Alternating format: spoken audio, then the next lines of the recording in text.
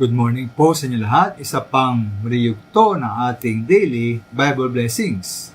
Pamagat po ng ating aralin ngayong umaga ay 1 taon o 30 taon. 1 taon o 30 taon. Kayo po halimbawa ibibigyan ng kakataon na ating Diyos, halimbawa lamang, na papiliin. Ilang taon pa ang nais niyo pong mabuhay? 1 taon? 10 taon, 20 taon, o 30 taon? Para po sa akin ating pong sagot sa tanong na yan, ay maaaring depende sa dalawang bagay. Una po, masaya o nasiyahan ba tayo sa ating buhay? Maaaring sa mga taong dumaranas araw-araw ng matindi at halos hindi na matiis na sakit at hirap, nila nais humawa pa o tumagal pa ang kanilang paghihirap. Bawat tulad po ng malang karamdaman na tila wala namang kagalingan. Ikalawa po, meron bang layan, meron bang kabuluhan pang ating buhay?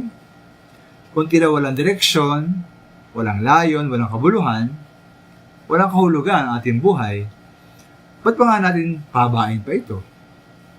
Dahil po dito mga minamahal, sikabi nating magkaroon ng kasiyahan ang ating bawat araw. Maganda sabi ng Biblia sa Thessalonica 5:16-18 ay poroon, 5:16-18, ukol dito, magala kayong lagi, palagi kayong manalangin, at magpasalamat kayo sa Diyos sa lahat ng pagkakataon. Sapagkat ito ang kalooban ng Diyos para sa inyo sa inyong pag-ibag-isa kay Kristo Jesus. Kung tayo pinulungkot o dumadaan sa mga hirap at pagsubok, ano ba sikapin?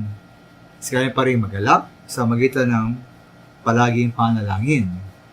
At ibigay po sa ating Diyos ang ating mga kabigatan.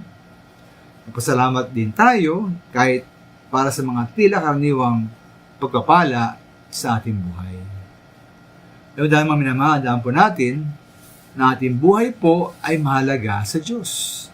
At ating buhay po ay merong kabuluhan. Ito nga po ay magbigay, papuri, at kaulatian po sa ating Diyos.